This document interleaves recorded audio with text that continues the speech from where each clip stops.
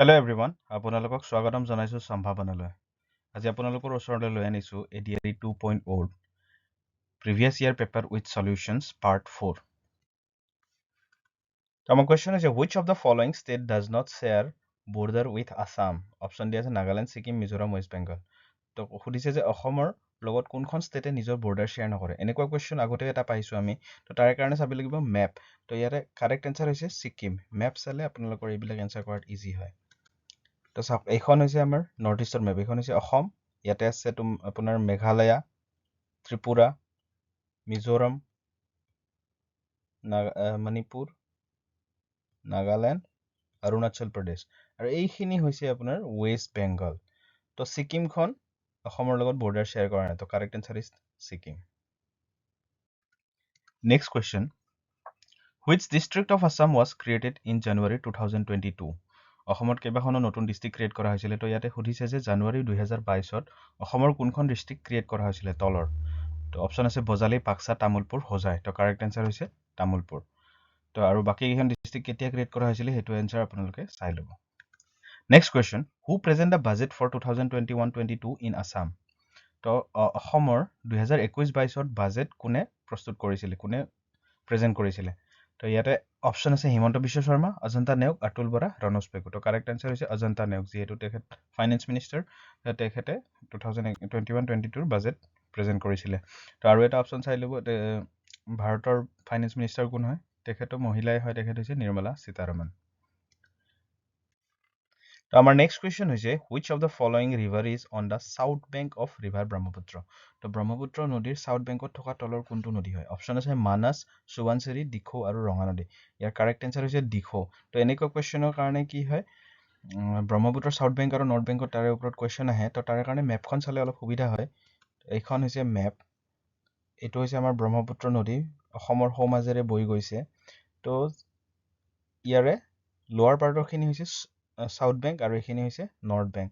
তো ছাপোজ আপুনি যদি ইয়াতে থিয় হয় ইপিনে ফেচিং কৰি কিনে, তেনেহ'লে আপোনাৰ ৰাইট ছাইডৰখিনি হৈছে কি সাউথ বেংক আৰু লেফ্ট ছাইডৰখিনি হৈছে নৰ্থ বেংক। তো ইয়াতে লিষ্টখন দিয়া আছে, লিষ্টখন চালে গম পাই যাব কোনকেইটা সাউথ বেংকৰ হয়, নৰ্থ বেংকৰ হয়। এইখিনি মনত ৰাখিবলৈ অলপ চেষ্টা কৰিব। Next question, which one amongst the following is the oldest production unit?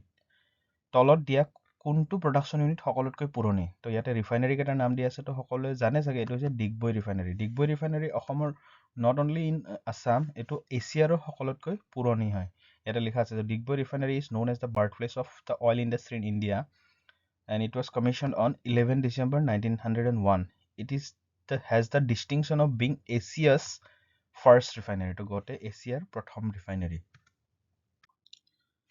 আমাৰ নেক্সট কুৱেশ্যন হৈছে which amongst the following is a UNESCO heritage site? তো তলৰ কোনটো ইউনেস্কোৰ হেৰিটেজ সাইট হয়? ইউনেস্কো হৈছে আমাৰ ইউনাইটেড নেশ্যনৰ এটা organization, united nation educational, scientific and cultural organization. Option আছে Majuli river island, Sualkuchi, Kamakhya temple and Manas national park. তো কাৰেক্ট এনসাৰ হৈছে Manas national park. Manas national park was declared as world heritage site in December 1985.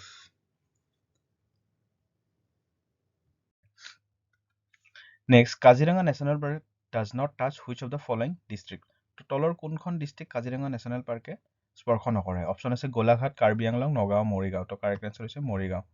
তো Kaziranga national পাৰ্কত গ'লে বা আপুনি সিফালে গ'লে গম পাই যাব কোন কোন ডিষ্ট্ৰিক্টত টাচ হয়। তো আৰু ইয়াতে আৰু এটা অপশ্যন আছে, কাজিৰঙা নেশ্যনেল পাৰ্ককো ৱৰ্ল্ড হেৰিটেজ চাইট বুলি কোৱা হয়। আপোনালোকে পাৰ্কখনত গ'লে গেটত এইটো দেখিব, ৱৰ্ল্ড হেৰিটেজ চাইট হয় এইটো।